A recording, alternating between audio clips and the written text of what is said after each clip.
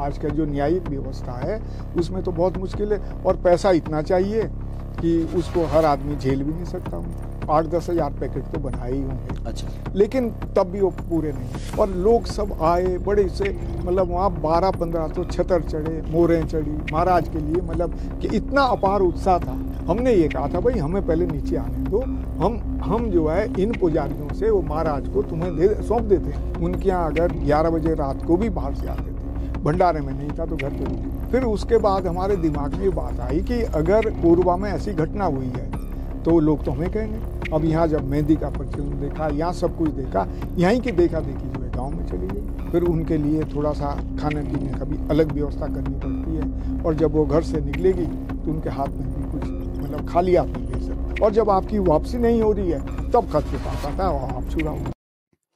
नमस्कार दोस्तों, स्वागत है आपका आज के इस कार्यक्रम में।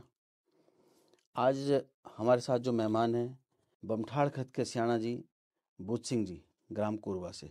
सियाणा जी, बहुत बहुत स्वागत है आपका आज के कार्यक्रम में।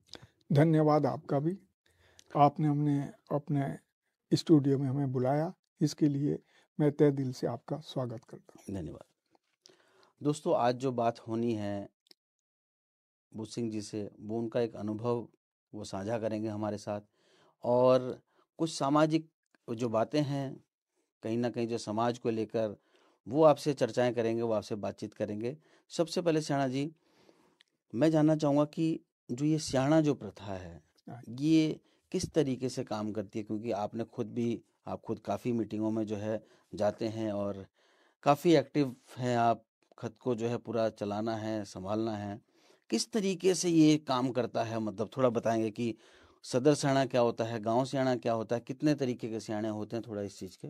ऐसा है ना जी, जो ये एक खत सियाणा हो गए, एक कहीं कहीं बड़ी खतें हैं तो उसको 2 भाग में बांटा हुआ है, तो आधा भाग फिर खाक सियाणा हो गए, प्रत्येक गांव में फिर गांव सियाणा हो गए। ये जो व्यवस्थाएं बनी हैं ये इस तरह से बनी है कि कहीं भी कोई हमारे खत में कोई विवाद होता है तो उसके लिए, जैसे गांव स्तर पे गांव में ही विवाद होता है तो उसकी बैठक तो गांव में ही होगी।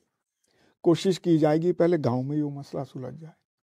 गांव में नहीं सुलझता है तो जैसे छोटी खतें हैं उसमें तो एक ही सियाणा होता है खत का, तो उसके पास अप्लाई करते हैं या नालस दे देते हैं।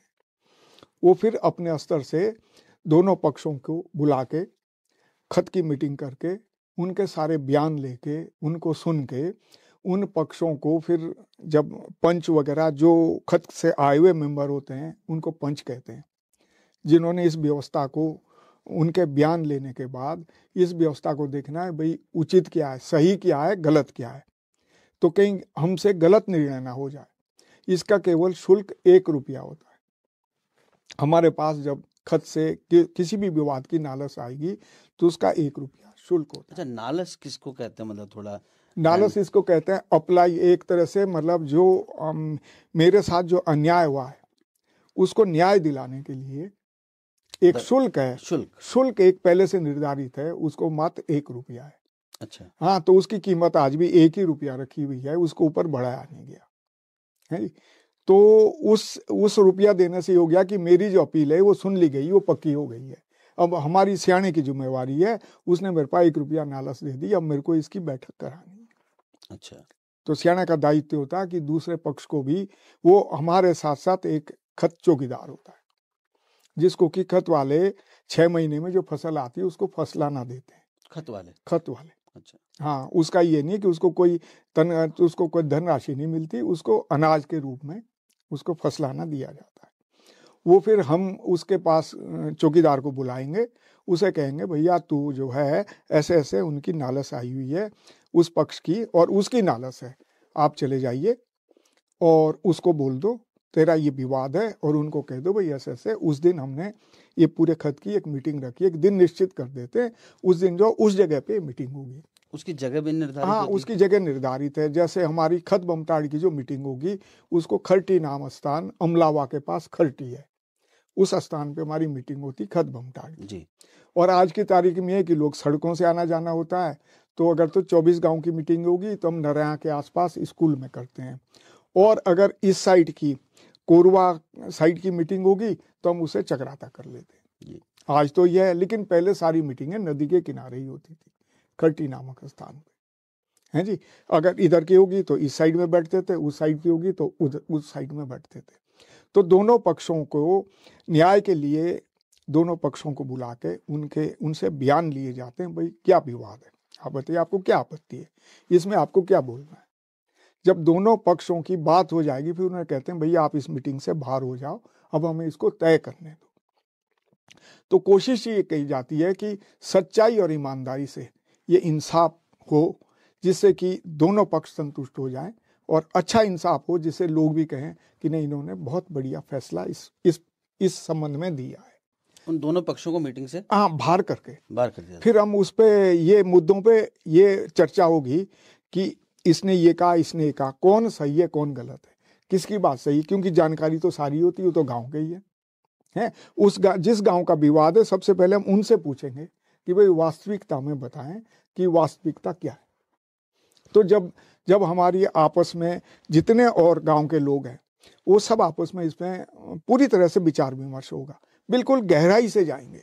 अगर हमें कोई फिर भी अटपटा कुछ लगता है तो उन्हें दोबारा भी हम बुला सकते हैं और उनसे दोबारा भी पूछा जा सकता है, दोबारा जिराई करेंगे कि भाई हमें ये समझ में नहीं आया, यहाँ पे जरा फिर बताओ हमको। तो पूरी तरह से जिरे होने के बाद हमारा चाहे 1 घंटा लगे, 2 घंटे लगे, 3 घंटे लगे, 5 घंटे लगे, जब हम किसी निष्कर्ष पे पहुंचेंगे फिर हम उनको बुलाएंगे। फिर हमारे यहाँ होता है उनसे बिस्ताड़ा लिया जाता है, बिस्ताड़ा बोलते हैं उसको। मर्द एक तरह से जो बैठक बुलाई है उन पंचों की चाहे फीस मान लो, वो बिस्ताड़ा होता है, बहुत ज्यादा नहीं होता, 250-250 रुपए दोनों पक्षों हाँ ले लिए जाते हैं, वो यहाँ जमा हो जाएंगे।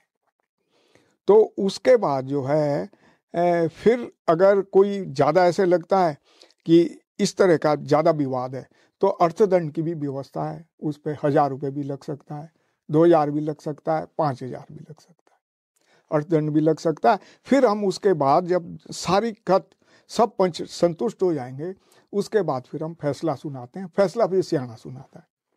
ये सारा फिर निचोड़ के बाद जो व्यवस्था बनेगी, जो फैसला हमारे खत में बनेगा, वो फिर सुनाने के लिए सियाना जी खड़े होके उसको बताएंगे, भाई ये बात है, ये व्यवस्था है जी।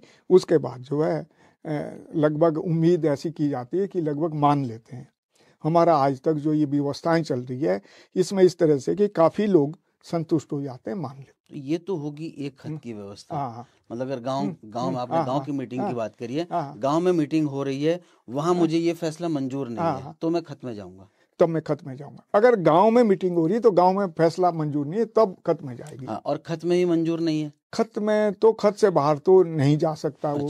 खत से बाहर अगर जाएगा तब तो कोर्ट कचहरी है, कोर्ट कचहरी फिर तो खुला है। हाँ फिर तो खुला है। आपने बिस्ताड़े की बात करी है, आपने कहा कि दोनों फरीकों से हम जो है बतौर चाहे फीस कह लो चाहे उसको कुछ भी नाम दे सकते हैं, वो रखवा देते हैं, वो रखवा लेते। अगर किसी एक फरीक को जो है वो मंजूर नहीं है तो क्या उसको, मैंने सुना उस्ताड़े, हाँ अगर वो मंजूर नहीं है तो उसको फिर उस्ताड़ा कहते हैं, फिर आधा उनका वापिस हो जाएगा, आधा वापिस हो जाएगा। अगर हमने उससे 250 रुपए लिया है तो 125 रुपए उसको वापिस हो जाएंगे, उसे कहते हैं उस्ताड़ा। इन्हें नहीं माना तो अगले बार वो अपील दूसरी जगह कर सकता है। मान ला गाँव से अगर उसने नहीं माना, उस्ताड़ा मिल गया उसको, वो चला गया 10 गाँव में, 10 गाँव में नहीं माना तो वो चला गया 24 गाँव। इस तरह की व्यवस्था है। और रह गई बाहर की व्यवस्था, दूसरे खतों की व्यवस्था। मान लो दूसरे खतों से कोई नालस आई है, वहां कोई हमारे खत का विवाद किसी दूसरे खत से है, हमने कोई नालस वहां दी है या उन्होंने कोई नालस यहाँ दी है, तो तब उसमें जो चौकीदार है, यहाँ से चौकीदार जाएगा उस खत के सदर सियाना के पास, भाई ऐसे ऐसे इन्होंने अपराध किया। लेकिन नहीं, मैं भूल रहा हूँ, उससे पहले यह है कि अगर कोरवा में कोई विवाद होता है, कोरवा में, और उस गांव की बैठक है, सबसे पहले एक एक गांव बैठेगा आपस में। हाँ पहले यह है कि भाई वो आपस में तय कर, अगर उनसे वो विवाद नहीं सुलझता है तब वो फिर खत में चले जाते हैं, तब वो व्यवस्था खत में जाती है।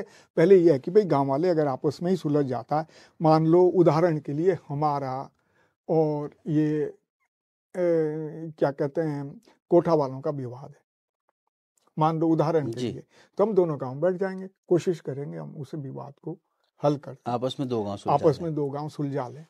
और अगर इस तरह से नहीं सुलझता है तो फिर वो खत की बैठक में चला जाएगा। फिर खत में यह है कि हमारी खत वाले आदमी चला जाएगा, उनको चौकीदार जाएगा उस गांव में, वह नालस दे के जाएगा कि भाई ये उनकी नालस है और ऐसे ऐसे ये उनका चौकीदार का खर्चा है। फिर वो बाहर जाएगा चौकीदार तो पैसे भी लेगा, तो थोड़ी सी उनको दिहाड़ी समझ लो उसकी वो देनी पड़ेगी। ये जो व्यवस्था है सियाणा जी, कब से देख रहे हैं आप? मतलब ये जो सियाणा व्यवस्था है ये कब से देख रहे ये हम तो ऐसा है जी, पिताजी से क्या, ये तो मुझे ऐसे लग रहा है कि हम तो परंपरागत ही मानते हैं, परंपरागत। लेकिन व्यक्तिगत अगर मैं बुद्ध सिंह तोमर जी की बात करूं, आप कब से देख रहे हैं? हम तो, मुझे तो ऐसा लग रहा है 25 साल की उम्र थी मेरी, अच्छा, जब से मैं इन बैठकों में मैं भाग ले रहा हूँ। पिताजी क्या अस्वस्थ रहते थे? हाँ, पिताजी अस्वस्थ रहते थे, उन्हें सांस की बीमारी थी। अच्छा। उनके ना जाने के कारण मेरे को बहुत जल्दी समाज की बैठकों में जाना पड़ा, लेकिन सीखा हमने भी समाज में ही, हमने कोई ऐसे नहीं सीखा, क्योंकि सामाजिक व्यवस्था तो समाज में जाने से ही सीखी जाएगी, ये घर में नहीं सीखी जाती जी। हाँ, घर में आप चाहे कितनी भी आपके अंदर गुणवत्ता है या कितना भी अच्छा आप बोलते होंगे या कितने भी अच्छे आपके विचार होंगे, लेकिन वो विचार आप तक ही सीमित है। जब आप खत में जाएंगे, सब पंचों की चर्चा होती है, आपस में हर मुद्दे पे बातचीत होगी, चर्चा होगी, तभी कहेंगे यार ये तो बहुत अच्छा आदमी है, ये तो बहुत अच्छा काम करता है, भाई देखो यार इसने कितना अच्छा काम किया, तो आपका आगे स्थान बन जाता है समाज में। नहीं भाई उसे बुलाओ, वो बहुत अच्छी बात करता है। और घर में तो ये है कि घर में तो कोई, आप कितने भी अच्छे हैं, कितने भी गुणवान हैं, कितने भी कैसे हैं, तो उसकी तो कोई कानूनी व्यवस्था है जो सरकार की बनाई हुई है, जो अपने जो है हमारे संविधान के उस पे है, कानूनी व्यवस्था और सामाजिक व्यवस्था में, क्योंकि आपको अच्छा खासा अनुभव है, आपने सारी चीजें बहुत नजदीक से देखी हैं, खुद जो है सामाजिक उसमें, कि क्या फर्क रहता है कि मतलब आप कानूनी दायरे में जा रहे हो या सामाजिक दायरे में न्याय मांग रहे हो, उसके बारे में थोड़ा आपका कुछ अनुभव रहा हो। सामाजिक दायरे में तो बिल्कुल उसको निश्चित 100% ईमानदारी वाला न्याय मिलेगा, सच्चा न्याय मिलेगा। और कोर्ट कचहरी में तो आप बताइए कि न्याय पहले तो मिलता ही नहीं, लास्ट में भी जब 20-25 साल 10 साल 15 साल हो जाते हैं तो यही आता है बाद में, भाई आपस में समझौता कर लो। जो चीज हम तुरंत बिना शुल्क लिए उस फैसले को समाज में कर रहे हैं, वो फैसला वहाँ 20 साल बाद भी यही होगा कि भैया घर में जाके अपना फैसला कर लो। वहाँ तो इंसाफ मिलना बहुत मुश्किल का काम है। आज का जो न्यायिक व्यवस्था है उसमें तो बहुत मुश्किल है, और पैसा इतना चाहिए कि उसको हर आदमी झेल भी नहीं सकता उनको। लास्ट में तो फिर यही होगा, अरे भाई बहुत हो गया, आपस में मिल लो, बात कर लो, इसको निपटवा।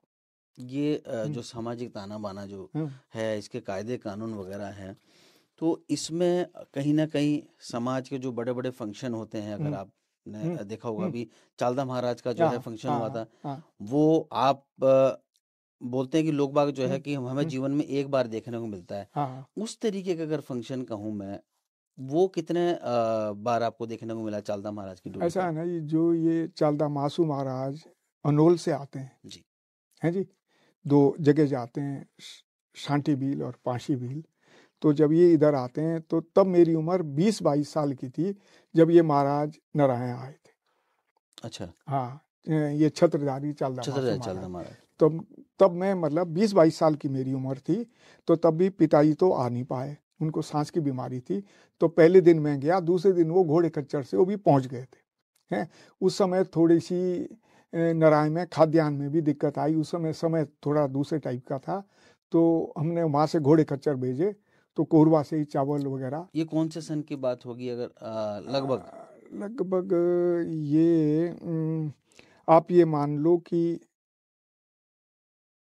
38 साल पहले की बात। 38 साल पहले 38 साल पहले की बात। 38-40 साल 40 साल पहले। मतलब तो ये आप 1980-82 की बात कर सकते हैं। हाँ, 80-82 80-82 की बात, क्योंकि ये लगभग ये है कि कुणी एक बरांश देखो महाराज की। कोई एक बरांश देखता है, कोई 2 बरांश देखता है। वो तो बहुत भाग्यवान आदमी होगा जो तीसरी बार भी महाराज के दर्शन कर पाए, क्योंकि महाराज कभी 35 साल बाद आते हैं, कभी 40 साल बाद आते हैं, तो उनका समय बढ़ जाता है।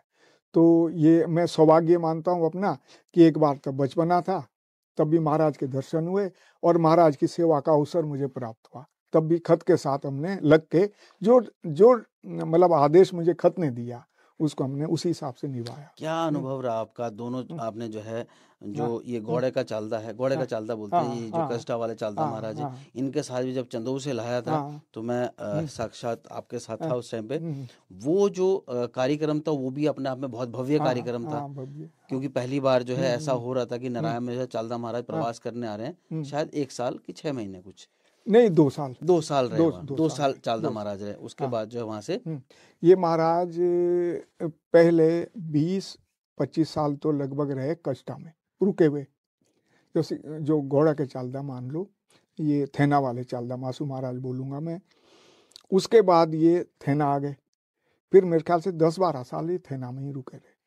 वहाँ से गए वो लखवाड़ वाले ले गए, तो लखवाड़ वालों ने एक बैठक बुलाई चालदा मासू महाराज के संबंध में, और उसमें लगभग मुझे याद है कि 18 खतों ने भाग लिया उस बैठक में, और उस दिन रात्रि विश्राम भी वहीं था, मंदिर में ही था लखवाड़ में। तो उसी समय इस पे डिस्कस हुआ कि जो ऊपर वाले चालदा मासू महाराज है अनोल वाले जी, वो तो समय के हिसाब से चलते रहते हैं, क्योंकि चालदा मासू महाराज का नाम ही चालदा मासू महाराज है, चलायमान महाराज है, एक जगह नहीं रुकेंगे, समय के हिसाब से अपनी परिक्रमा करते रहेंगे। और ये महाराज जब ये भी चालदा मासू महाराज है और ये थेना के हैं, तो ये कैसे रुक गए? तो इस समय में गंभीर मंथन हुआ। बड़े परबुद्ध लोग, सदर सियाणे, चौंतरू टाइप के लोग, सभी लोग वहाँ इकट्ठे हुए, 18 खतों के आसपास थे, और सबने विचार मंथन किया कि फिर इसमें ये किया कि भाई जहाँ जहाँ ये महाराज जाते थे, क्यों ना इसका एक रजिस्टर बनाया जाए, एक लिखित में एक बाइलॉज बनाया जाए, जिससे कि महाराज पुनः जहाँ जहाँ जाते थे वहाँ इनका भ्रमण कार्यक्रम फिर दोबारा से शुरू हो। तो भाई वहाँ बना। तो उसके बाद अंतिम रूप देने के लिए फिर एक मीटिंग थेना में हुई महाराज के। उसमें ये हो गया कि भाई महाराज यहाँ के हैं, तो उनके मंदिर में एक बैठक होगी। उसके बाद करीब 3-4 महीने के बाद एक बैठक थेना में हुई। थेना में फिर इसको पूर्ण रूप से अंतिम रूप दिया गया। उसमें फिर ये रूप दिया गया कि वहाँ से थेना से लखवाड़ से महाराज जाएंगे जिसो जाएंगे चंदऊ, 2-2 साल का निर्धारित किया। चंदऊ से जाएंगे नारायण। बल्कि हमारे यहाँ ये भी 2 राय थी कि महाराज आते नहीं आते हैं, क्योंकि जब अनोल वाले चालदा मासू महाराज आते हैं वहाँ पे इस महाराज का प्रवास नहीं होता है। तो खत में 2-3 मीटिंगें हुई, बड़ी आपस में उलझन रही। ऐसा था कि सुबाणु इसको मंदिर तोड़ो, तो थोड़ी सी ऐसी शंक मिली कि सुबाणु इसको मंदिर तोड़ो तो, और तब इन्हों त्यारे रखे थे। ऐसा हमारे खत में मतलब ऐसा सुना। नराया गांव के सुबाण परिवार ने अच्छा इनके मंदिर को कुछ हानि पहुंचाई थी। तो खत की एक बार मीटिंग हुई थी, तो इनको तोला मतलब उन्होंने खत से बाइकाट कर दिया। अच्छा सेना जी, जब आपकी 18 खतों की जो वहाँ बैठक हुई थेना में भी और कस्टा में भी, आप जैसा कह रहे हैं, तो ये कैसे निर्धारित हुआ कि लखवाड़ से चालदा महाराज झिसो जाएंगे, चंदऊ जाएंगे? क्यों नहीं वो जो है भंजरा गए? क्यों नहीं वो जो है वो कैसा ये जो वो दुड़करू होते हैं, जो बकरे होते हैं ना महाराज के, उस पे वो दुड़करू डालते हैं। भाई इधर से जाएंगे तो कष्टा होते हुए ऊपर को निकलेंगे, तब इधर से टर्न बनेगा। इधर से जाएंगे तो जिनका बाकरा ढूंढ तो इधर से जाएंगे, तो दुड़करू डाले गए अच्छा मंदिर में। तो इधर का बकरा ढूंढ गया, इधर का नहीं ढूंढा, तो रास्ता फिर महाराज नहीं बताया है। महाराज नहीं हाँ, वो हम नहीं कर सकते थे। तो जिसू पहले ही जाता था, चंदू पहले ही जाता था, ये जो रास्ता था, चलो दुड़करू ये पहले इनके यहाँ तो फिक्स था जाता, इनके यहाँ फिक्स था, और केवल नारायण को छोड़ के। अच्छा, बाकी तो और जगह जो महाराज जा रहे हो पहले से निर्धारित था, नारायण को छोड़ के। फिर जब हमारी बैठकें हुई तो हमने ये कहा भाई 24 गांव है, जब महाराज आते थे नहीं आते थे, क्यों आपस में कहते अरे हाथ छोटे थोड़ी हो जाएंगे। महाराज की पूजा करके तो हमें आशीर्वाद मिलेगा, महाराज का खराब नहीं होगा, आने दो महाराज। ऐसा सुनने में आया कि बड़े चालदा महाराज ने कुछ दंड देना पड़ा खत को। हाँ, ऐसा भी था कि बड़े चालदा महाराज ने कहा कि भाई नहीं, ये महाराज यहाँ आते तो नहीं थे, नहीं आने चाहिए। मैं यही कहूंगा, बहुत ज्यादा तो मैं विस्तार से नहीं बताऊंगा। हाँ, महाराज की बात है, हमें ही ले गए। वो वजीर साहब थे वहाँ, और वहाँ के पुजारी थे, तो वजीर साहब ने कुछ नहीं कहा। पुजारी ने कहा कि नहीं भाई ये तो है। फिर हम लोग उसके बाद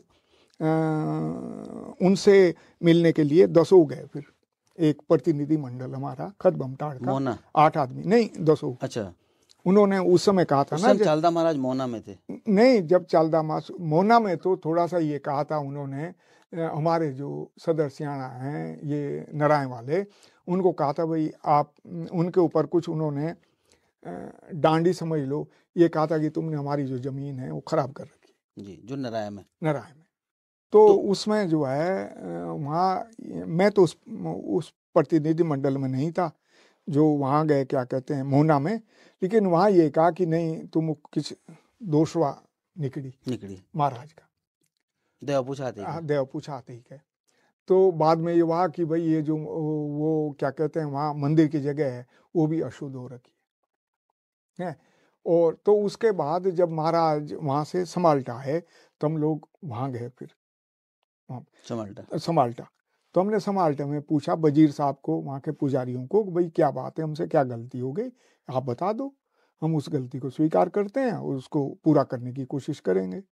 तो उन्होंने कहा कि आपको 1 महीना पहले डोरिया ले जाना पड़ेगा, चालदा महाराज का डोरिया नारायण ले जाना पड़ेगा, उस जगह का भी शुद्धिकरण होना है और सब कुछ व्यवस्था है, जब हम वहाँ आएंगे तभी देखेंगे। क्योंकि वो पहले जब चंदोर से छोटा वाला चालदा महाराज आए थे तो वहाँ पे कार्यक्रम में झूठ पड़ गई, ऐसा कुछ था कि मतलब नहीं वो उसके महाराज की झूठ नहीं हुई, वो वहाँ शादी ब्याह में नारायण वाले वहाँ खाना खिलाते। अच्छा, महाराज वाले में तो नीचे था, महाराज में तो खेतों में था सारा इंतजाम, महाराज वाले उसमें तो ऊपर था ही नहीं। ये आगे पीछे नारायण वाले जब वहाँ शादी भी होते हैं तो स्टॉल लगा देते हैं खाने के, मंदिर के सामने भाई खाने की स्टॉल लगाएंगे तो झूठ तो वहाँ पड़ेगी, ये था। और जब होते हैं महाराज के इंतजाम तब तो खेतों में होता सारा। तो ये दंड का प्रावधान जो है ये नारायण वालों पे लगना चाहिए था, पूरा 24 गांव ने भुगता इसको। अब ऐसा है ना कि अब वो नारायण वालों की इच्छा थी, हम तो ऐसे थे कि भाई महाराज को हम उस बीच में कुछ नहीं कर सकते,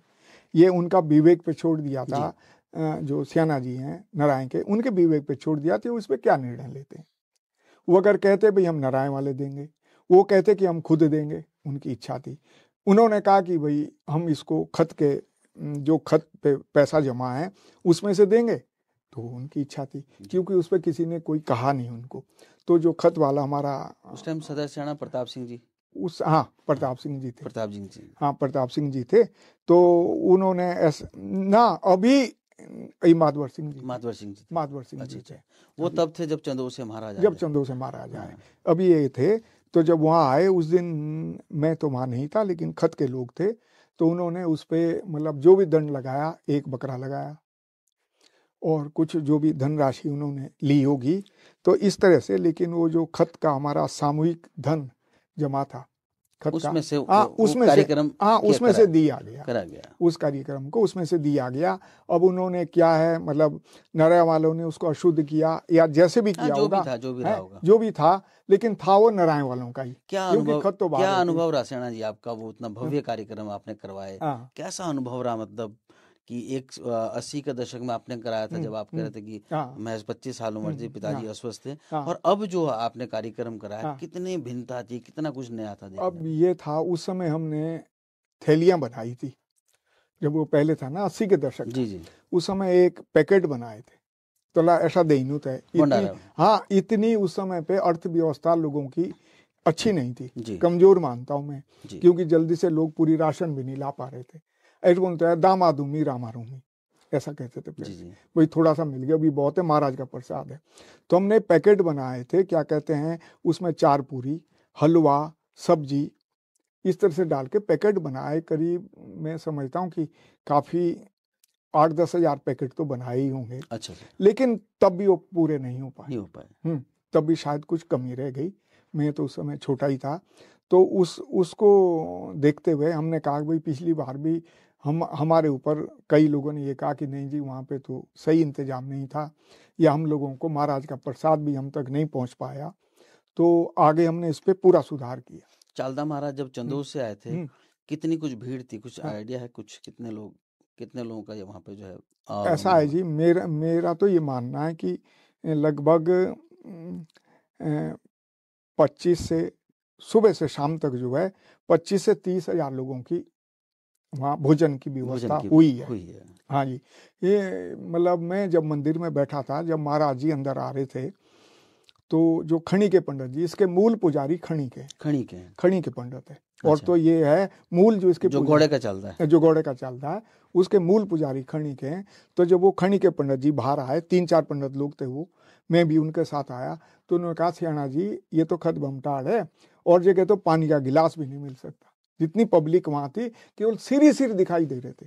तो ऊपर वो बोहा गांव है ना, ऊपर सड़क है, वहां तक पूरी भीड़ से पटा हुआ था। तो उनके ये शब्द हैं खणी के पंडितों के कि सियाणा जी ये खत बमटाड़ है, अन्यथा और जगह पानी का गिलास नहीं मिल सकता। इतनी जनपदियां आई हैं, महाराज के साथ बराबर गए हैं, लेकिन इतनी भीड़ हमने कहीं नहीं देखी। एक रात बागड़िया बड़ा चलदा नहीं, वो तो पूजा के लिए आया था, 2 साल के लिए आया था, जो जागरो भी हो तब नहीं, जो अभी बड़े वाले चालदा महाराज आए थे, फिर 10 गए बागड़िया नहीं हो एक रात। बागड़िया वो कैसा रहा था अनुभव की बड़ा वाला चालदा था, 40 साल बाद महाराज आ रहे हैं, क्योंकि हम इन महाराज का प्रोग्राम देख चुके थे, चंदू वाले महाराज चंदू से। ये कैसा रहा, ये कैसा अनुभव था? ये तो असल ऐसा ना, इस महाराज के साथ तो थोड़ा सा मतलब हिमाचल का एरिया भी जुड़ा है जी। और ऊपर बंगाल वाला उत्तरकाशी का एरिया भी जुड़ा है। तो इसके साथ महाराज के मतलब कई लोग बाहर के भी काफ़ी लोग आते हैं, और जहाँ महाराज प्रवास करते हैं वहाँ भी काफ़ी लोग उपस्थित होते हैं। तो इनके साथ मुझे लग रहा है कि भीड़ का थोड़ा अनुमान मुझे ऐसा लग रहा है कि उनसे ज़्यादा ही होता है।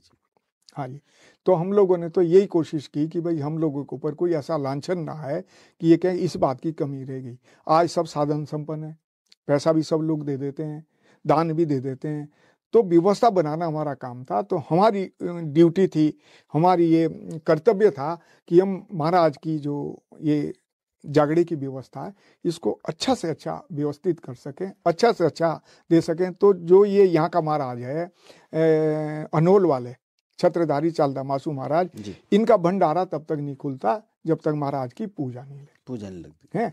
अब महाराज पहुंचे 12 12:30 बजे, और जब तक पूजा हुई निपटाई तब तक मुझे लग रहा 3:30 के आसपास 4 बज चुके थे। तो 4 बजे भंडारा शुरू हुआ, सुबह के 4 बजे। तो हमने हर गांव के लिए निश्चित किया था समय, तो उस समय बड़ा फायदा मिला। सुबह 7 बजे पहला नंबर हमने नराय गांव को दिया, उसके बाद सीरियली सारे गांव आता रहा। तो इतनी सुंदर व्यवस्था रही कि ठीक 5 साढ़े 5 बजे तक वो लाइनें भी निपटी, हमारा भंडारा भी निपटा, और इंद्रदेव ने थोड़ी थोड़ी बारिश भी कर दी, उस पर बारिश भी कर दी है जी। और इतने अच्छे, तब तक बारिश भी नहीं हुई, और लोग सब आए बड़े से, मतलब वहाँ 12-15 तो छतर चढ़े, मोरें चढ़ी महाराज के लिए, मतलब कि इतना अपार उत्साह था, शायद देखते ही बनता था जैसे आप स्वर्ग में आ गए। बिल्कुल, एक तरफ महाराज थे विराजमान, एक तरफ उनके लिए एथलेटअप से दियाड़ियाँ वो नाचती है, वो भी अलग दूसरे ही टाइप का, अपने अंदर एक दूसरे टाइप का। तो वहां जाके कैसा लगता है जैसे हम स्वर्ग में आ गए। व्यवस्थाएं चल रही राजा के दरबार में, हाँ, महाराज के छत्रधारी महाराज के दरबार में, इधर से लोग आ रहे हैं, नीचे भंडारा ग्रहण कर रहे हैं, महाराज का प्रसाद ग्रहण कर रहे, नाच रहे, खेल रहे, आ रहे। तो 5 बजे तक ये क्रम चलता है। अच्छा, इसमें एक चीज ये भी देखी सेना जी कि जैसे समाल्टा से महाराज आए हैं, वहां से कौन उठाएगा, फिर नराया लाएंगे, फिर नराया से नराया वाले कहाँ तक छोड़ेंगे, कुछ ऐसा इसमें जो है। हाँ, वो भी है। ऐसा है ना जी, एक बार तो जहाँ पूजा होती है ना, वो थोड़ा हाथ लगाते हैं, जैसे 10 पूजा होनी है जी, तो थोड़ा हाथ लगाएं जब समाल्टा से, हाँ, कि भाई हम ले जा रहे हैं, इस वजह से कि वहाँ पूजा होनी है, हमारे यहाँ बागड़ी पौड़ा, वो हमको दे देते, समाल्टे में ही हमको मिल जाएगा देवता। महाराज वहाँ से नारायण तक भी हम लाएंगे, और नारायण से हम इसको फिर डोलानी तक ले जाते हैं, अपने सीमा तक। जितने भी महाराज का सामान है वो जिम्मेवारी जो है खत बमटाड़ की। मैंने इनसे निवेदन किया था, क्या कहते हैं, खत समाल्टा वालों से, उत्पाल्टा वालों से, जब हमारी बैठक हुई 3-4 खत की, 10 है, बमटाड़ है, खत समाल्टा है, खत उत्पाल्टा है। मैंने कहा भाई जो तुम्हारी जगह है उस पे आप महाराज को आप ले जा लो, हमें कोई नहीं, क्योंकि साइया तक तो, पाटन तक तो उनका है खत समाल्टा का, पाटन के बाद सुंगड़े लोग इनका है खत उत्पाल्टा का, सुंगड़े लोग, जहाँ तो कुछ छानियाँ नहीं दिखाई देती उनकी, साइया छानी है, हाँ जी, ऊपड़े लोग, उसके बाद हमारा एरिया आता है। लेकिन उन्होंने मना कर दिया, तो हमने महाराज को वहां से लाए नराया, और नराया से हम ले गए फिर डोलानी। फिडलानी। हाँ, और फेडोलानी से जो है फिर हमने उनको हैंड ओवर कर दिया, 10 वालों को अपनी जगह, मतलब जगह मान लो बमटाड़ की सीमा से हमने उनको दे दिया। लेकिन ऊपर हमने ये सुना, क्या कहते हैं, समाल्टा वालों से कि उनको महाराज, मतलब महाराज पे कंधा लगाने का समय ही नहीं मिल पाया, क्योंकि महाराज तो पहुंचे 4 बजे सुबह वहाँ। तो ऊपर के जो महाराज के साथ ये बावर से आए हुए लोग थे, उन्होंने ही महाराज को वहां तक लाया। ऐसा क्यों देखने को मिला है कि जब हमने उसको साक्षात देखा वहां पे कुछ जो है, कुछ युवा जोश जो है, वो जोर जबरदस्ती होती है, खींचातानी होती है। जब आपने इतनी सुंदर व्यवस्था बताई है कि हाथ लगाना है, फिर किसी को देना है, आगे वोट ले जाएंगे, वो छीना झपटी क्यों होती है? मतलब वो नहीं समझ पाया वो, बल्कि ये लोगों ने जो ये बड़ी मतलब अभद्र वजीर साहब है या ऊपर के हैं, वो कहते हैं जब बावर में महाराज जाते हैं तो ना कोई इस तरह की छीना झपटी है, ना कोई इस तरह की बहुत ज्यादा भीड़ होती है। अब हमारे यहाँ ये क्या है कि उसी को वरदान मिलेगा जो छीना झपटी करेगा या महाराज के मतलब कंधा लगाएगा, ऐसा कुछ नहीं है। महाराज तो दिल में होते हैं। अगर दूर से भी आपने महाराज को सच्चे दिल से प्रणाम कर लिया तो भी बहुत है। लेकिन हमारे यहाँ अभी ये इस तरह की व्यवस्थाएं बनी हुई है कि इसको हम कह ही नहीं सकते। इतनी भीड़ अगर कोई गिर जाएगा तो बच नहीं सकता, बहुत भीड़ है, नहीं बच सकता। हाँ, मतलब वो अभद्रता है, उसको श्रद्धा नहीं कहेंगे, नहीं श्रद्धा नहीं कहेंगे, बल्कि समाल्टा वाली जो ध्यान टूट ऐसे ही रोंदी लगी। तो महाराज थोड़ी देर चाह रही थी ना कि हम अब इतना उन्होंने सेवा करी। जो वहाँ की ये अणजाई चौकिया भी थी, वो सुबह आती थी 5 बजे, तब मंदिर की साफ सफाई करके जाती थी रोज। इतनी उन्होंने सेवा करी। और समाल्टा खत वालों ने प्रेरणा छोड़ते हैं, वहाँ के प्रेरणा छोड़ते हैं वो खत समाल्टा वाले, ऐसा उन्होंने भंडारा किया और ऐसी महाराज की व्यवस्था की। शायद अन्य जगह बहुत मुश्किल है कि वो लोग कर पाए उस तरह की व्यवस्थाएं। मतलब जी शाम थी तो उनको थोड़ा सा बुरा लगा कि भाई महाराज जा रहे हैं तो एक बार हमें भी थोड़ा सा मौका मिले, लेकिन उन्होंने मौका ही नहीं दिया। उस भीड़ में कौन जा सकता है, नहीं जा। हमने ये कहा था भाई हमें पहले नीचे आने दो, हम जो है इन पुजारियों से वो महाराज को तुम्हें सौंप देते हैं, लेकिन हम इतना नहीं कर पाए, हम नीचे जा ही नहीं पाए। और जो झुझुड़ो आता है, खत पशगांव और खत बमठाड़, उनकी क्या व्यवस्था थी वहाँ पे? मतलब किस तरीके से आप लोगों का उनकी व्यवस्था तो वहाँ जैसा बहुत अच्छा उन्होंने स्वागत किया, बहुत बढ़िया तरीके से जैसा होता है स्वागत किया। और उसके बाद जो है एक दो यारुल तिनी भी लाई, हम लोगों ने भी डांस किया। तो फुल ड्रेस में थे। हमने ये कहा भाई हम फुल ड्रेस में फिर जाएंगे तो जाची ना रोंदी तभी, क्योंकि ड्रेस तो सफेद ही पहनी जाती है, साफा वो वैसा होता ही है गेरुआ। तो मैंने कहा ऐसा करो कि हम तो एक रात ही नैना, हम तो गेरुआ वो डाल दो, तुम साफा कपड़े दूल्हे दुल्हाए ले जा लो। जब महाराज उधर गए थे, हम क्या कहते हैं चंदू, तब हम भी ड्रेस ले गए थे। तो मैंने कहा फिर एक ही जैसे हो जाएंगे तो भी ठीक नहीं है, उन्हीं को ड्रेस में आने दो। हम फिर जो है वैसे ही गए अपना, जैसे सबके पास कपड़े थे, एक साफा डाल लिया बस गेरुआ जो है। तो वहां तो उन्होंने बहुत अच्छा स्वागत किया, कोई बात नहीं, जैसा होता है। भंडारा भी बहुत अच्छी व्यवस्था थी उनकी, ऐसा नहीं है। काफी लोगों ने जो है समाल्टा की बड़ी तारीफ करी है। वहां पे जो व्यवस्था थी वो अपने आप में जो है सीख थी, क्षेत्र के लिए नहीं, सीख थी एक क्षेत्र के लिए। महाराज जी कोटी भी रहे होंगे, महाराज जी मोहना भी रहे होंगे, लेकिन जब समाल्टा आए तब पता लगा कि कैसे भंडारा होता है महाराज का, कैसे व्यवस्था होती है। लास्ट और समाल्टा केंद्र बिंदु भी था, केंद्र बिंदु था। मतलब आप चक्राता से आ रहे हैं, आप हिमाचल से आ रहे हैं, हर जगह केंद्र बिंदु था। नहीं, आप बताइए, उनके मुश्किल से 8-10 गांव है, समाल्टा ही बड़ा गांव है, बाकी सब छोटे छोटे गांव है। और इतनी अच्छी व्यवस्था करना, और 1.5 साल 16 या 17 महीने वहां रहे महाराज पूर्ण समर्पित भाव से। 2-3 वो समाल्टा के जो भंडारे में थे लोग, वो 24 घंटे उनकी ड्यूटी थी। उनके यहाँ अगर 11 बजे रात को भी बाहर से आते थे, भंडारे में नहीं था तो घर पे रोटी बनवाते। बड़ी अच्छी व्यवस्था, इतनी अच्छी व्यवस्था थी, हम उनकी बहुत तारीफ करेंगे। जी सना जी, ये तो बात रही कि जो किस तरीके से जो है महाराजों का प्रवास हुआ और आपका जो अनुभव था। बात करेंगे, आपने अभी एक 16 बिंदु का प्रस्ताव था जो अभी 6 महीने 2024 में आप लोगों ने खत के बीच में रखा था, कि उसमें कुछ चीजें ऐसी थी जो आपने प्रतिबंधित करी समाज के लिए कि ये चीजें नहीं होनी चाहिए। वो बैठक क्या थी और उसमें जो है क्या क्या निर्णय लिया गया, थोड़ा उसके बारे में बात करेंगे। सबसे पहले तो ये कि क्षेत्र में अभी आपको ध्यान होगा कि लखवाड़ के कुछ लोग रिश्तेदारी में चकराता जा रहे थे, बल्कि बहुत उच्च अधिकारी थे जी। लेकिन साइया से ऊपर कुछ लोगों ने नशे वगैरह करके एक औरत, उन्होंने उनको रोका और उनके साथ दुर्व्यवहार किया। वो लड़की सड़क में लेट गई और उन्होंने उसको सोचा कि कहीं ऐसे ही तो नहीं है, कोई दिक्कत है। वो बेचारी अलग ले गए, वो उनके साथ बड़ी अभद्रता की। वो वहाँ से चले गए। उन्होंने आगे फ़ोन कर दिया, कोरबा के पास ढाबा है, करीब कोरबा से 1 किलोमीटर आगे जी। और वहाँ पे उन्होंने उनकी पत्थर लगा के गाड़ियाँ रोक दी और उनके साथ इतनी मार पिटाई करी कि वो बच गए, अन्यथा उनका बचना भी मुश्किल था नशे के हालत में। तो वो तो जैसे तैसे। फिर उसके बाद हमारे दिमाग में ये बात आई कि अगर कोरबा में ऐसी घटना हुई है तो लोग तो हमें कहेंगे कोरबा वालों ने किया, जबकि कोरबा वालों का उससे कोई लेना देना नहीं है। भाई रात का समय है, कोरबा गांव इधर रहता है, घटना उधर हुई।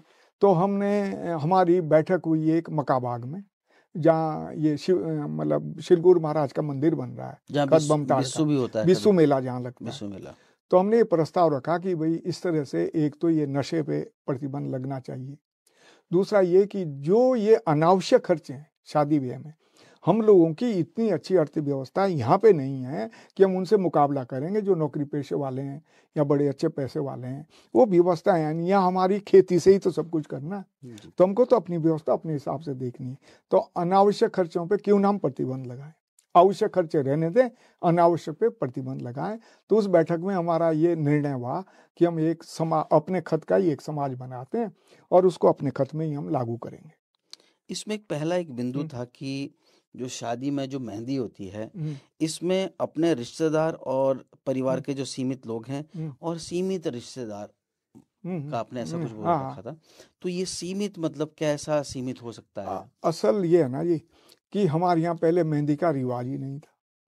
ये तो अभी मुश्किल से 5-6 साल के अंतराल में इसने इतना रूप धारण कर लिया कि ये मेहंदी इतनी हो गई कि मतलब नाते रिश्तेदार भी हो गए, खत के लोग भी हो गए, अपने रिश्तेदार भी हो गए, यार दोस्त भी हो गए।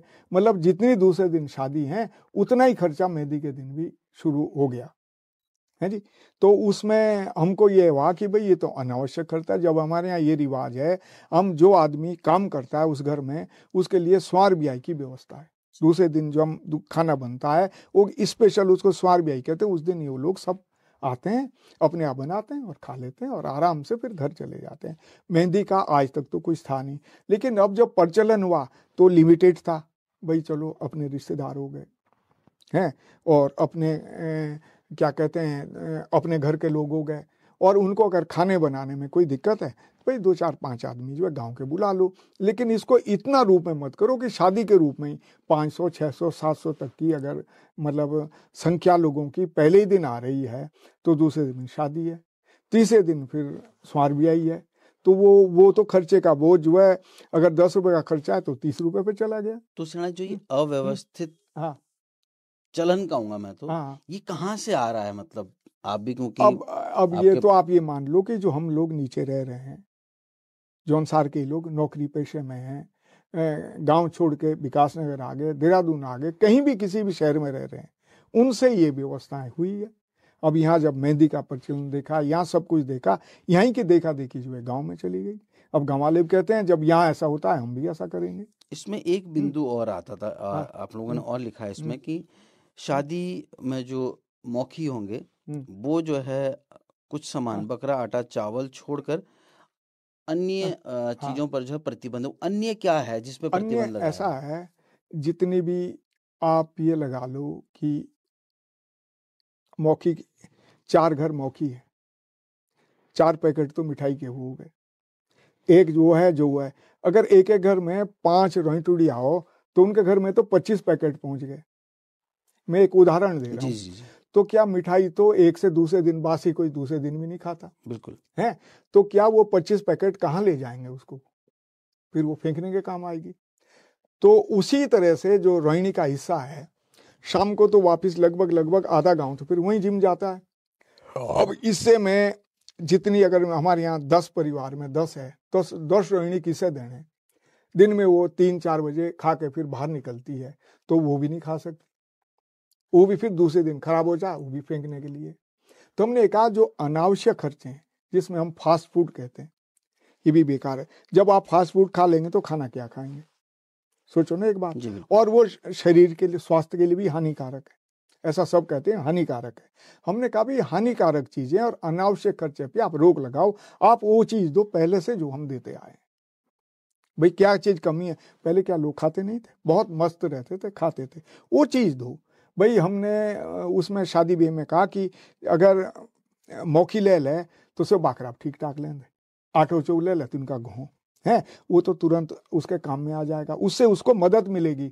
और जो वो अतिरिक्त जैसे मिठाई है, फल फ्रूट है, अन्य जो चीजें वो दे रहे हैं, उससे उसको कोई मदद नहीं मिल रही है।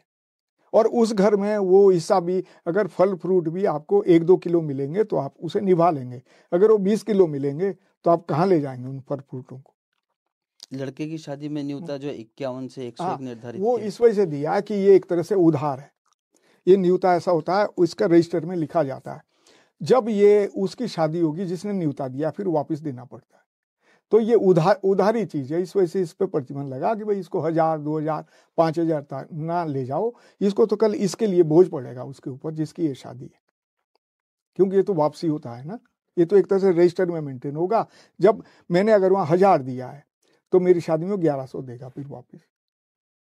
तो उसके बोझ को कम करने के लिए हमने ये सब जगह एक नियम लागू कर दिया, उससे ये आसान हो जाएगा कि कभी भी कोई उसे वापसी देना है तो आसान है, ये देने के लिए आसान है देने के लिए। अगर इसमें जो है बढ़ाया जाए तो उसके बाद रकम भी तो बन सकती है कि नहीं यार, कुछ पैसे बन जाते तो उसे वापस भी तो करना है ना फिर जी। तो इस वजह से वो अभी लेके चलेगा, उधार क्यों रखना है। मान लो 4-5 जगह शादियां हैं तो उसको तो भारी पैसा वापस देना पड़ेगा, समय पे एक एक आदमी घर पे नहीं जा पाया तो 150 तो जेल मिलेगा, नहीं दिया। अगर किसी के यहाँ 5000 न्यूनता दिया है तो भाई अपेक्षा भी करेगा कि मुझे वो मिले भी। तो ये जो है लड़के की शादी में, लड़की की शादी में भी ये होना लड़की की शादी में कुछ नहीं, वो तो दान है। लड़की की शादी में हम दान लेते हैं, वो लड़की के लिए दान दिया। आपने कहा कि वो लिखा जाता है। हाँ। और अगर जो है 2-4 शादियां पड़ गई तो उस पर भार पड़ जाएगा। हाँ, भार पड़ आजकल लड़कियों की शादी में भी न्यूनता लिखा जाता है, हाँ। उस वहां पर भी तो कहीं ना कहीं जो रोक लगाई जा सकती थी, कहीं ना कहीं जो है पाबंदी लगाई जा सकती थी कि ऐसा है ना जी, हमारे यहाँ कोई इतना भारी पैसा तो नहीं देता है। आप देख लेना किसी भी शादी में, बड़े से बड़े घर की शादी देख लो, वहाँ भी 1100, 2100, बहुत ज़्यादा 5100, वो भी अपने रिश्तेदार, नहीं तो वही 101, 151, 250, 500, लगभग यही न्यूनता आता है, इससे ऊपर न्यूनता आता ही नहीं। अच्छा। हाँ, ऐसा कुछ नहीं हमारे यहाँ भले ही नीचे कुछ भी आता हो, वहाँ नहीं, तो वहाँ इसी तरह से न्यूनता आता है, इससे ऊपर न्यूनता ऐसे ही भी नहीं आता। आपने कहा था कि नीचे की शादियां हैं या ऊपर की शादियां हैं, यहाँ भी जो है पहाड़ के लोग बना रहे हैं विकासनगर में, और ऊपर भी गांव में पहाड़ के लोग बनाए जा रहे हैं। तो ये तो सीधा सीधा प्रतिबंध जो है आपने जो गांव में जो लोग रह रहे हैं उनके लिए किया है, बाहर वालों के लिए नहीं किया, ऐसा क्यों? असल ये है ना कि अगर तो विकासनगर तक ही सीमित होते हैं हमारे खत के लोग जी। तो हम नियम बना लें। अब कोई दिल्ली है, कोई बम्बई है, कोई कलकत्ता है, कोई बेंगलुरु है, तो शादी कहीं से कोई दिल्ली कर रहा है, कोई वहीं कर रहा है, तो उसको हम कौन उसको देखेगा और कौन इतना वो कर सकता है कि वो तो हम उनके साथ फिर निभ नहीं सकते ना, फिर हमारा ऊपर वाला समाज भी दूषित हो जाएगा। इस वजह से हमने ये तय किया, भाई तुम अपना देखो, जो हम लोग यहाँ रह रहे हैं, जो हम लोग यहाँ दुख सुख के साथी हैं, जो हम लोग यहाँ शादी ब्याह की व्यवस्था कर रहे हैं, आप अपने हिसाब से इस व्यवस्था को देखो। अगर आप उनके उसमें लगेंगे कि वो भी प्रतिबंधित करें, विकासनगर वालों को भी प्रतिबंधित करें, और नीचे जितने हमारे लोग हैं उन सबको प्रतिबंधित करें, वो भी ऐसा ही करें, तो मैंने कहा ये थोड़ा सा असंभव सा हो जाएगा, उसको हम नहीं कर पाएंगे। 2 बिंदु और थे इसमें, बियर का कुछ प्रतिबंध था आपके यहाँ, और डीजे का आप लोगों ने प्रतिबंध कर दिया था कि 2 चीजें। मैं आपको बताऊंगा, बियर का इस वजह से किया, हम तो पक्की दारू का भी प्रतिबंध करना चाह रहे थे, लेकिन फिर जो नीचे के जो बाहर के मतलब ये मेहमान आते हैं, मान लो विकासनगर, देहरादून या अन्य जगह के, अब लोग नौकरी पेशे में दूर दूर हैं, तो उस परिवार के जो नौकरी पेशे में उस शादी में वो भी सब घर आए रहते हैं, तो उनके भी यार दोस्त आते हैं, फिर वो कहते हैं यार ये तो कच्ची पीते नहीं पक्की पीते हैं, यार हम उनके यहाँ शादी में गए थे फिर वो मिली नहीं, फिर वहाँ उस घर में तो प्रतिबंध है, फिर वो दारू ले जाओ दूसरे के घर में, फिर वहाँ पिला देते हैं। तो इस वजह से हमने इसको रखा कि इस पर उल्लंघन हो जाएगा, इस वजह से ये दारू तो रख दो खुली है। और हाँ, बियर ऐसे लोग पीते हैं कि जी इसका तो कुछ नहीं होता, अरे ये कोई नशा थोड़ी है, जो आदमी पीता ही नहीं उसको भी पिला देते हैं। तो ये फिर अनावश्यक खर्चा बियर पे भी बहुत ज्यादा होता है। अच्छा, ऐसा नहीं हो सकता सियाणा जी कि नशा पूर्णतः प्रतिबंधित किया जाए? कुछ गांव तो ऐसे हैं शायद। ऐसा है ना जी, ऐसा अभी तक जौनसार में है ही नहीं, क्योंकि हम खुद बनाते हैं, खुद पीते हैं जी। केवल ये महाराज की कृपा से कि मोना है, या मैं समझता हूँ टगरी है, या मैं समझता हूँ नावड़ा महाराज जहाँ है, जहाँ नाग देवता का कुछ वंशज है, जी जी, या नाग देवता का जहाँ प्रभाव है, वहीं ये चीज पूर्णतः प्रतिबंधित वर्धित है, या परशुराम देवता का जहाँ थरण है जी, वो भी प्रतिबंधित है। प्रतिबंधित ये नाग देवता वाले और ये परशुराम देवता वाले, वहां पर हाँ वहाँ पे प्रतिबंधित। प्रतिबंधित मासू है। महाराज के साथ ऐसा ना और किसी भी देवता के साथ ऐसा नहीं है। डीजे बंद करवा दिया आपने? डीजे तो हमने ये रखा था ना कि भाई अपना जो हमारा सांस्कृतिक सभ्यता है वो तो विलुप्त हो जाएगी जब आप डीजे से ही नाचेंगे। जी बिल्कुल। तो वो वाला जो मतलब हमारा नाच गाना है वो तो फिर खत्म हो जाएगा। तो हमने तो इस मत से रखा भाई खुद नाचो, आप 10 बजे तक नाचो, 11 बजे तक नाचो, लेकिन नाचो अपने जो हमारे पौराणिक वो ढोल दमाना है, रणसिंगा है, उससे नाचो जैसे आज तक नाचते थे। अब तो गीत तो जान ना कोई लाई हैं? अब वो बैंड पार्टी ऐसी महंगी पड़ो ना ऐसो किस ना थी, सब जानो गीत भी बढ़िया लाई, आप आगे पीछे देख लेना जरा। हाँ सब जानते हैं, लेकिन जब डीजे आएगा तब तो ये नहीं पता रहेगा कि कौन कौन रोई टूड़ी, कौन ध्यान टूड़ी, कौन बाहर का है, कोई अंदर का है, कोई घर का है, कोई कौन है, कोई देसी है, परदेसी है। मान मर्यादा तार तार हो हाँ जाती है। मान मर्यादा तार तार हो जाती है। और लोग जो गांव में आए और रात भर सो नहीं सकते, वो डीजे तो सुबह 4 बजे ही बंद होगा फिर, क्योंकि लोग फिर ड्रिंक कर लेते हैं। ड्रिंक के बाद उनको पता ही नहीं रहता, फिर शादी के दिन सारी खुली रहती, फिर दोबारा गए पी ली और फिर लग गए अपने।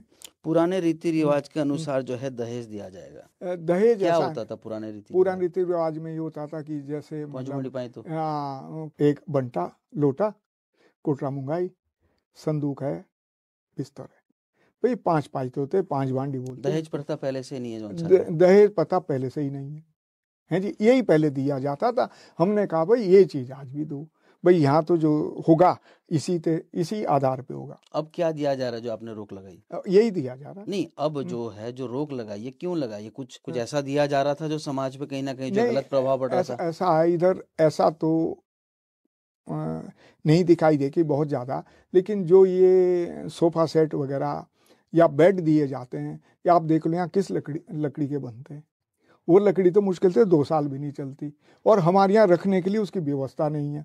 उसे रखेंगे कहाँ? किसी के मंजिया था ले रखी है, किसी के कहीं ऐसे ही रखे हुए हैं। जब हमारे यहाँ उसके लिए रखने के लिए व्यवस्था ही नहीं है, उसके लिए हमारे पास कमरे ही नहीं बने, तो उसे रख के करेंगे क्या? और है वो कबाड़ है, कुछ नहीं, उसकी वैल्यू नहीं है। आप उसको दोबारा से रखेंगे तो कौन लेगा उसको?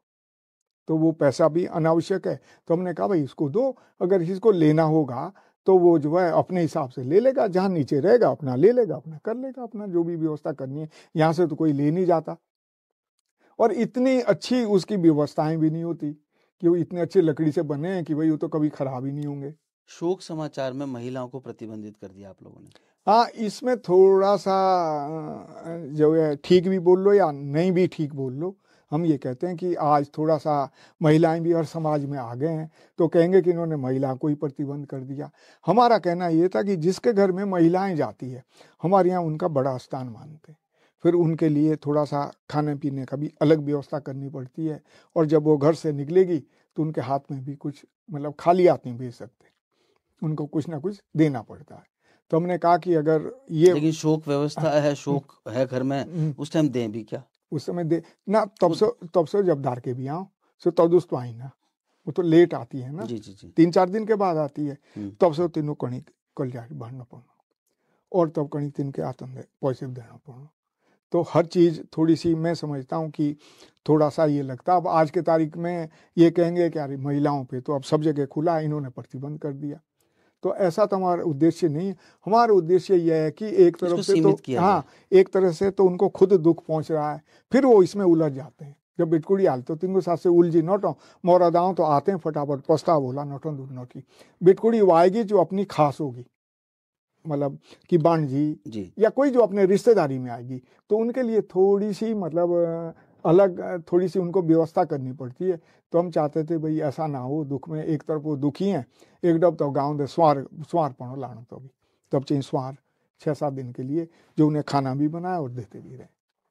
तो इस ये उद्देश्य था उसका, और कुछ नहीं था।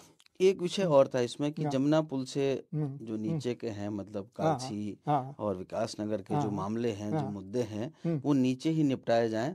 इसमें कोई खत वाले कोई जो है इसमें ऐसा बैठक है। नहीं करेंगे। हाँ, ऐसा है ना जी, अभी करीब 3 या 4 साल पहले एक हमारे खमरुली के हैं, उनकी नालस आई 21 लाख की।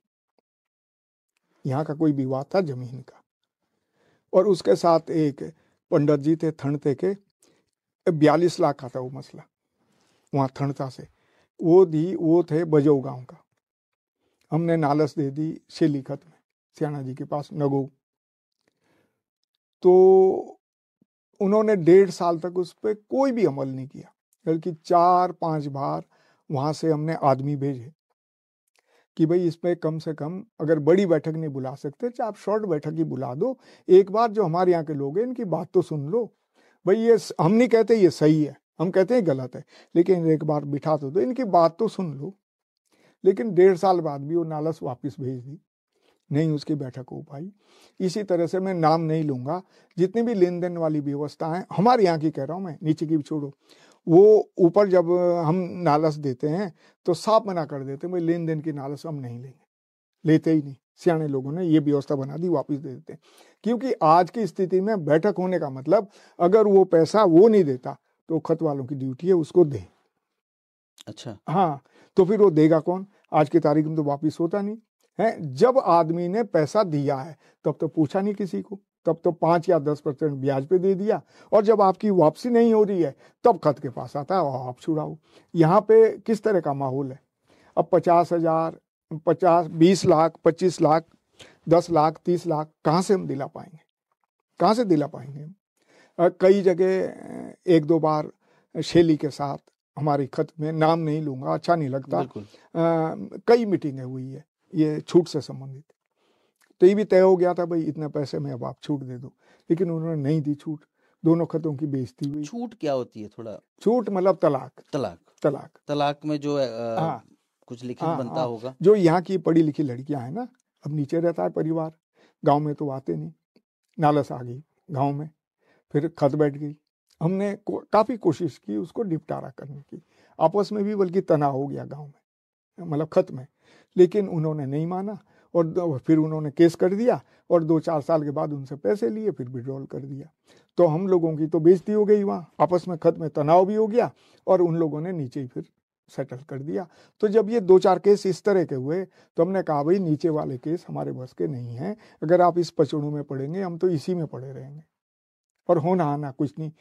जब जब मतलब लेन देन की कोई नालस नहीं ले रहा, नालस लेते हैं तो वापस कर देते हैं, तो जब दूसरी खतें नहीं ले रही तो हमने क्या करना है? तो हमें मजबूरन फिर ऐसा करना पड़ा। अजय सिन्हा जी, आज आपने कहा कि लेन देन के मामले जिसमें जो आपको मजबूरन जो है ये केस ही लेने से आप लोगों ने मना कर दिया, जो सियाने हैं। पहले कैसे केस आते थे जैसे आज ज्यादा लेन देन क्या रहा? पहले क्या होता था? पहले तो ये था ना जी कि सब लोग गांव में रहते थे और उनके पास, सबके पास व्यवस्था थी। अगर मान लो किसी कहीं का कोई छोटे जाति का मान लो आप है, उनकी तरफ पैसा है, तो ये कहते थे भाई पैसा मैं दे रहा हूँ, तो कम से कम वो उसकी यहाँ काम कर लेता था जी। तो उस पैसे को वो वहाँ पे जो है उसके साथ काम करके उसको निकाल देता था, मतलब वहाँ पूरा कर देता था। आज की स्थिति तो ऐसे बिल्कुल नहीं है। अगर हम कहेंगे, अगर वो एक रिपोर्ट भी कर देगा तो हम तो सारे अंदर हो जाएंगे। आप आज कहीं ना कहीं जो है जिस तरीके से जो है ये ब्याज बट्टे का काम भी चल रहा है, लोग पैसे दे रहे हैं, और वो भी 10-20 हजार नहीं, लाखों रुपए दे। उसको कहना आपका कौन देगा उसको? हाँ, उसको अभी मेरे से बल्कि खत जिसे वाले हैं ये क्या बोलते हैं, शिलगांव, उनकी एक नालस आई हुई है 4 लाख की, तो किसी तरह से हमें दिला दो। तो वो जो हरिजन है उसकी तरफ कम से कम नहीं 30 से 35 लाख रुपए कर्जा है, और घर से उसको निकाल रखा है कि भैया हमारे पास तो 2-4 खेत हैं, हम तो कुछ नहीं कर सकते। तो आप बताइए, अगर हम उसकी नालस लेते हैं तो 4 लाख रुपया कौन देगा? हमने काम मीटिंग करा देते हैं, लेकिन आपको उसको ले जाना पड़ेगा। भाई हम पैसा तो नहीं दे सकते, अगर आप ले जाने के लिए राजी है तो मीटिंग में करा देता हूँ। इन्हें ले जाता हम सकते नहीं, हमें तो पैसे ही चाहिए। तो भाई ले जा भी सकते नहीं तो पैसे कहाँ से देंगे और कौन देगा? तो ऐसी स्थितियां पैदा हो रही है, तो मजबूरन फिर ये लिखेंगे नहीं हम, इसमें तो क्या करें? मैं आपको इसके बाद भी बताऊं कि ये जो हमारा समाज बना ना जी, नशा भी है, इसमें जो भी थोड़ी सी हमें अव्यवस्थाएं दिखी, अपव्यय दिखा, अपव्यय मान लो अपव्यय। है, चाहे किसी भी प्रकार का हो, उसको प्रतिबंध करने के लिए हमने समाज बनाया। बैठक करने के बाद हमने ये कागज हर गांव के सियाणा को दिया, भाई गांव में आप बैठक करा लीजिए, जितने भी परिवार है उनको बुलाओ और कहो कि इसमें आप सहमत हैं और इसमें साइन करके हमको दूसरी मीटिंग में ये दे दें, तभी हम इसको मानेंगे, अन्यथा हम लागू नहीं करें। हर गांव के हर गांव के हर गांव पे आप लोगों ने ये पहुंचाया। हाँ, पहुंचाया। अच्छा, एक चीज और देख रहा था, इसमें दंड का प्रावधान है, इसमें हाँ 50,000 दंड है। हाँ, नहीं उस फिर मैं आपको बताऊं, जी। आपकी बात पीछे छूट रही। इसमें हमने ये किया कि भाई जिस घर में शादी है, अगर वो शादी वाला घर नहीं मानता है तो गांव वालों की ड्यूटी है कि वो घर चले जाए, तो वो इस नियम का उल्लंघन करेगा ही नहीं। भाई हम गांव वाले हैं, हमने ही तो बनाना है, हमने ही सारी व्यवस्था करनी है, हमने ही उसको देखना है, क्योंकि गांव में तो सुख दुख गांव वाले देखते हैं। तो अगर हम उसके साथ नहीं देंगे, हम घर चले जाएंगे तो शादी ऐसे ही रह जाएगी। तो एक तो यह है कि गांव वाले सामाजिक बहिष्कार करें। आपने प्रशासनिक कार्रवाई भी की बात करी और 50,000 दंड की बात करी है। प्रशासनिक कार्रवाई तो हमने केवल इसके लिए की है, जो ये नशे वाला है जी, नशे वाले में प्रशासनिक कार्रवाई भी होगी, आर्थिक दंड भी लगेगा और खत से बहिष्कार भी करेंगे। ये तो इस तरह से ये जो और व्यवस्था है इसमें ये किया था। और दंड का ये प्रोविधान है कि भाई अगर नहीं भी मानते, किसी गांव ने उल्लंघन कर ही दिया, नहीं माना, तो हम कहे कि भाई 50,000 तो उस पे लगा देंगे दंड जिसकी यहाँ शादी थी, और 50,000 उन पे लगाएंगे गांव वालों पे जिन्होंने उसका साथ दिया। इस वजह से कि मतलब ये एक तरह से ये है कि एक डर है कि भाई नहीं, हमको फिर इतना पैसा देना पड़ेगा, अगर हमने इसका उल्लंघन किया तो खत वाले नहीं छोड़ेंगे, इतना पैसा देना पड़ेगा, तो शायद वो ना करें, शायद वो ना करें। अभी 8 महीने हो गए और तमाम शादियां भी हो रही हैं, आजकल तो शादियों का सीजन है, तो क्या ऐसा उल्लंघन हुआ है? अभी आपके सामने कुछ ऐसा मामला आया है जिसमें जो है संशोधन करना पड़ा? ऐसा है, अभी और जगह तो सब शादियां ठीक चली, तारली में एक शादी हुई, उसमें उल्लंघन हुए, तो मैंने इनसे भाई साहब ही कहूँगा मैं उनको, मातबर सिंह जी जो नारायण के सियाना हैं, उनसे कहा था भाई ये आपके क्षेत्र में आता है, मेरे क्षेत्र में तो ये आता नहीं है, इसको आप देखो। तो फिर कहे क्या करना है, फिर मैंने कहा भाई अगर आपके कहने से वो इस अर्थदंड को जमा कर देते तो ठीक है, अन्यथा खत की मीटिंग बुला लो। तो खत की मीटिंग हुई। फिर ऐसा होता है कि आज की तारीख में कि नहीं जी, अब हमने तो नहीं किया था, वो तो सेंसा में उल्लंघन हुआ था। क्या उल्लंघन हुआ था वहाँ पे? भाई सेंसा में तो ऐसा तो कोई सुनाई दिया नहीं, कोई कह रहे हैं कि उन्होंने एक मिठाई ज्यादा दी है। अच्छा, एक मिठाई ज्यादा दी है, ऐसा किसी ने उल्लंघन किया आज तक तो कोई बात की नहीं। और तारली में क्या उल्लंघन हुआ? तारली में तो ये ना कि एक तो मेहंदी पूरे स्तर से बनी है जिस पे हमने प्रतिबंध लगाया था, परिवार रिश्तेदार तक सीमित रखो और गांव के 5-7 लोगों को बुला लो जो उनके लिए खाना बनाए, लेकिन उन्होंने वो जैसे पूरी तरह से होती है 400-500 आदमी की गैदरिंग कर दो, सबको बुला लो, गांव को भी बुला लो, रिश्तेदारों सब, मतलब पूरी तरह से। दूसरे दिन फिर यह है कि जैसे मौखी पे ये प्रतिबंध था कि भाई मिठाई वगैरह अन्य फास्ट फूड फल वगैरह नहीं देंगे, तो उस पर भी उन्होंने प्रतिबंध नहीं रखा, वो चीज भी दी है, भी दी नहीं, तो पूरी तरह से उन्होंने इसको नहीं माना है। तो क्या संशोधन करना पड़ा या जो है नहीं आर्थिक दंड लगाया गया, क्या करना? तब संशोधन तो ये कहा है कि भाई चलो ऐसा कर लो कि एक दिन के लिए डीजे की छूट दे दो, पार्टियां तो थोड़ी महंगी पड़ती है, ये डीजे वाली पार्टियां आती है ना नाच गाने वाली, ये तो थोड़ी महंगी पड़ती है, एक दिन के लिए छूट दे दो, और थोड़ा सा मेहंदी पे जब लोग मान ही नहीं रहे, आगे भी कहीं उल्लंघन ना हो जाए तो इसको थोड़ी सी इस पे ढील दे दो। मेहंदी के लिए खोल दिया गया? मेहंदी के लिए, शादी के दिन बंद है? शादी के, और तो सब यही नियम है जो हैं, ये भी फिलहाल खुले हैं, तो उन पे अभी तो अर्थदंड लगाया है। देखो आगे फिर कोशिश तो करेंगे कि ये समाज चले और लोग अनावश्यक खर्चे से बचे, और अगर लोग नहीं बचना चाहते हैं तो फिर हम भी उसमें क्या कर सकते हैं, लेकिन हमारी कोशिश है जब हम खत का नेतृत्व करते हैं तो हमें ऐसी व्यवस्था खत में बनानी है जिससे कि लोग, हर आदमी उस व्यवस्था को एक समान करे। अब आपके यहाँ शादी हो गई, आपने 10 लाख खर्च कर दिए, मेरे यहाँ शादी होगी, मैं 1 लाख भी खर्च नहीं कर पा रहा हूँ। तो एक समानता है, एक रूपता है पूरे खर्च में, उसमें अमीर गरीब की खाई ना रहे, एक जैसी व्यवस्था आएगी। जो ये समाज बना ये सबके लिए है, अमीर के लिए भी गरीब के लिए भी, इससे ऊपर कोई नहीं दे सकता। और वैसे तो फिर मैं ऐसा है कि मैं पैसे वाला हूँ तो मेरे यहाँ दूसरे टाइप की रौनक रहेगी, आप थोड़े से कमजोर हैं तो आपके यहाँ दूसरे टाइप की रहेगी। तो ये लेवल भी एक तरह से बराबरी का। अभी 2-3 साल पहले शर्मा वेडिंग पॉइंट में टिप्पो वालों की शादी थी, उसमें बड़ा भव्य कार्यक्रम था। जैसे कहना है आपका कि कहीं ना कहीं जो है चीजों को, अब ऐसा ना गांव में उन्होंने करने नहीं दिया, तो गांव में उन्होंने उसी रूप से करना पड़ा। रोहिणी जी माई ने गाँव दी जैसे गाँव का नियम था, है। तो भव्य रूप उन्होंने करने नहीं दिया, तो शादी यहाँ करी उन्होंने, पार्टी यहाँ दी, है जी। तो यहाँ को तो हम नहीं रोक पाए, लेकिन ऊपर हमने जो अपना समाज है हमारा प्रभाव ही ऊपर ही है। हमारी जो नालस आएगी, हमारे पास जो भी कुछ शिकायतें आएगी ऊपर ही तो आएगी, यहाँ थोड़ी आएगी विकास नगर की।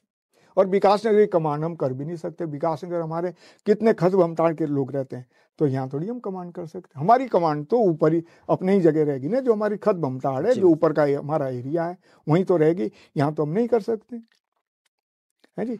तो इस तरह की सारी व्यवस्थाएं, तो हम तो कहें कि भगवान सबको सद्बुद्धि दे, अच्छे काम करें और लोग अनावश्यक खर्चे से बचें, और अच्छी से अच्छी व्यवस्था, हमारा फर्ज है कि हम अच्छी से अच्छी व्यवस्था लोगों को दे पाए। है जी। तो सेना जी बहुत बहुत धन्यवाद। काफ़ी सारी जानकारी आपने अपना अनुभव साझा किया हमारे साथ, और धन्यवाद, बहुत बहुत धन्यवाद। हमारे साथ थे खत बमठाड़ के सेना बुद्ध सिंह जी।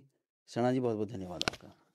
आप भी सभी का धन्यवाद, आपने हमें बुलाया अपने स्टूडियो में, इसके लिए रावत जी, आप भी, राणा जी, या आपके जो अन्य सदस्य हैं, उन सबको मेरा हाथ जोड़ के नमस्कार, धन्यवाद।